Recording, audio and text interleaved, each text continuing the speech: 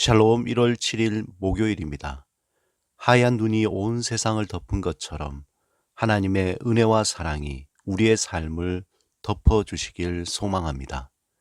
이 시간 우리의 마음을 열고 하나님을 찬양하며 침묵으로 기도하겠습니다. 여호와 우리 주여, 주의 이름이 온 땅에 어찌 그리 아름다운지요. 주의 영광이 하늘을 덮었나이다. 주의 대적으로 말미암아 어린아이들과 젖먹이들의 입으로 권능을 세우시며 이는 원수들과 보복자들을 잠잠하게 하려 하심이니이다. 주의 손가락으로 만드신 주의 하늘과 주께서 베풀어 두신 달과 별들을 내가 보오니 사람이 무엇이기에 주께서 그를 생각하시며 인자가 무엇이기에 주께서 그를 돌보시나이까.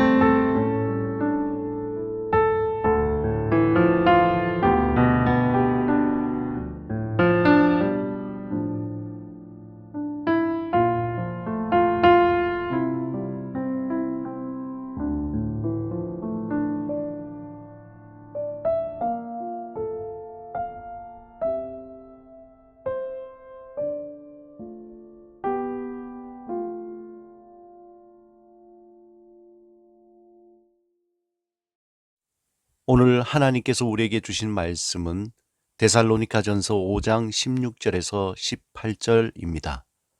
이 말씀을 통해 하나님이 우리에게 주시는 음성을 듣겠습니다. 항상 기뻐하라, 쉬지 말고 기도하라, 범사에 감사하라. 이것이 그리스도 예수 안에서 너희를 향하신 하나님의 뜻이니라. 항상 기뻐하라, 쉬지 말고 기도하라, 범사에 감사하라는 우리에게는 너무나 익숙해져 버린 말씀입니다. 그러기에 이 말씀의 진정한 의미를 놓칠 때가 많이 있습니다. 예수 그리스도를 믿고 살아가는 하나님의 자녀들을 향해 오늘 본문은 마치 믿음의 삼겹줄과 같습니다. 그렇다면 이 말씀의 진정한 의미는 무엇일까요? 먼저 하나님이 원하시는 믿음의 삼겹줄의 첫 번째 줄은 항상 기뻐하는 것입니다. 본문 15절에 항상 기뻐하라 라는 말씀을 우리가 읽고 들을 때 아무런 거부감 없이 마음에 받아들입니다. 하지만 우리가 현실이라는 벽에 부딪힐 때에 이 말씀이 쉽게 동의가 되지 않을 때가 있습니다. 어떻게 보면 하나님은 우리의 현실을 몰라도 그렇게 모르실까라는 생각을 하게 됩니다. 하나님에게 이렇게 묻고 싶어집니다. 하나님, 정말 모르십니까? 우리가 어떻게 살고 있는지 아시고 이런 말씀을 하시는 겁니까? 정말 저의 형편을 보시면 이렇게 말씀하실 순 없을 겁니다. 치열한 삶의 현실 속에서 항상 기뻐하라라는 말씀은 마치 교실 앞에 붙어 있는 교훈의 문구와 같이 우리에게 무감각하게 다가옵니다. 우리의 머리로는 인정하지만 우리의 마음에는 살아 움직이는 말씀이 아닌 일반적인 좋은 말로 여겨집니다. 항상 기뻐하라라는 말씀은 우리가 살아가는 치열한 현실에서 이리 치이고 저리 치인 후에 만신창이가 된 모습으로 멍하니 액자에 새겨진 성구를 쳐다보는 것 같이 너무나 우리의 현실과는 동떨어진 낭만적인 말씀으로 여겨집니다. 오늘 본문에서 하나님이 우리를 향해 항상 기뻐하라 라고 말씀하실 때 기뻐하라는 이 명령은 우리가 단순히 생각하는 기쁨 이상의 의미를 가지고 있습니다. 우리가 살아가는 삶의 자리에서 간절히 바라는 기쁨은 대부분 일시적이고 현세적인 기쁨입니다. 만약 우리가 로또 1등에 당첨될 때에는 말할 수 없는 기쁨이 우리에게 있을 것입니다. 하지만 그 기쁨은 가정의 타락과 파탄에 어두움을 가져다 줄 수 있습니다. 꿈에 그리던 새 차를 구입해서 처음 탈 때는 마음에 모든 것을 가진 것 같은 기쁨이 있습니다.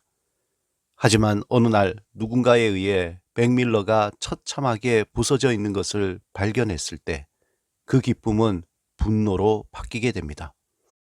넓고 아늑한 새 집으로 이사가는 첫날 밤, 잠을 잘 수 없을 정도로 우리 마음에는 기쁨이 충만할 수 있지만 부부싸움으로 한 사람은 침대에서 한 사람은 소파에서 잘 때 그 기쁨은 차디찬 삭막함으로 변해버립니다. 이렇듯 세상의 일시적이고 현세적인 기쁨은 마치 바닷가에 모래성을 쌓는 것과 같습니다. 세월이 지나고 환경이 변하면 그 기쁨은 곧 사라져 버립니다.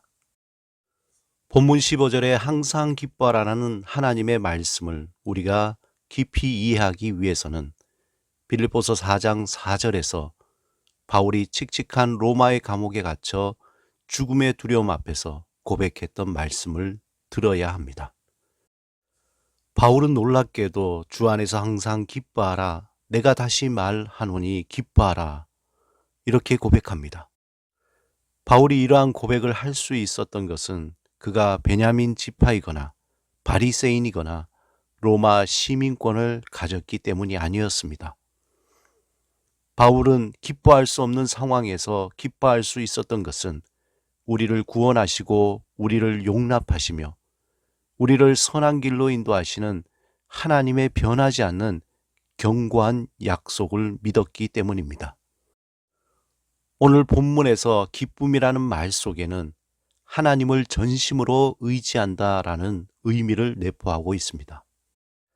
항상 기뻐하라 라는 말을 다르게 표현하면 너희가 어떤 상황 속에 있을 때에도 하나님의 약속을 항상 의지하라 라고 말할 수 있습니다.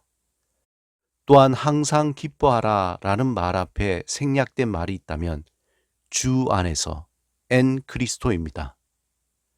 우리는 어려운 상황에서 하나님을 의지할 수 있는 힘도 여력도 능력도 없습니다. 하지만 우리가 예수 그리스도 안에 있을 때 그것은 가능하게 됩니다. 왜냐하면 예수 그리스도 안에는 하나님의 약속이 있기 때문입니다. 우리와 함께 하시는 임마누엘의 하나님의 약속이 있으므로 하나님을 의지하며 기뻐할 수 있습니다. 우리가 어려운 시련과 환난이 있을 때 또한 고통의 자리에 있을지라도 믿음 안에서 주님 외에는 참된 기쁨을 얻을 수 없다는 것을 알게 됩니다. 이 엄혹한 현실에서 주님 외에는 참된 안식과 회복을 얻을 수 없다는 것을 깊이 깨닫게 됩니다. 그러므로 우리가 믿는다는 것은 바로 어떤 상황에서도 하나님을 신뢰하고 의지하는 것입니다. 하나님이 주신 약속을 의지할 때 우리 속에는 세상이 줄 수 없는 참된 기쁨이 솟아나게 됩니다. 우리의 믿음의 구체적인 실체는 절망의 자리에서 더욱 분명하게 나타납니다. 우리의 믿음은 삶의 어두움이 짙으면 짙을수록 더욱 기쁨의 샛별로 빛나게 됩니다. 우리가 태양을 바라보듯이 하나님의 약속을 바라볼 때 어두움은 우리의 등 뒤에 숨고 햇볕 같은 기쁨이 우리를 비추게 됩니다. 하지만 하나님의 약속을 등지게 되면 절망의 그림자는 이내 우리 앞에 나타나 우리를 덮어 고통의 수렁으로 던져버립니다. 예수 그리스도 안에서 하나님의 약속을 의지하며 기뻐하시기 바랍니다. 올해에도 우리에게 거친 파도와 같은 시련과 어려움이 밀려올 것입니다.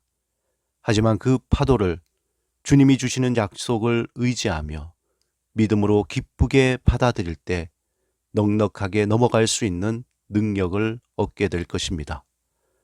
사망의 음침한 골짜기를 걸어갈 때에도 두려움이 아닌 하나님이 주시는 평안함과 잔잔한 기쁨이 우리 안에 솟아날 것입니다. 오늘도 예수 그리스도 안에서 우리의 힘이 되시는 하나님을 의지하며 성령의 인도하심을 따라 기쁨으로 살아가시길 주님의 이름으로 축원합니다. 함께 기도하시겠습니다. 주님, 우리의 기쁨을 세상의 헛된 소망에 두지 않고 우리를 사랑하시고 우리를 살리시는 하나님께 두며 어떤 상황에서도 주를 기뻐하며 의지하는 삶을 살게 하옵소서. 예수 그리스도 이름으로 기도드립니다. 아멘.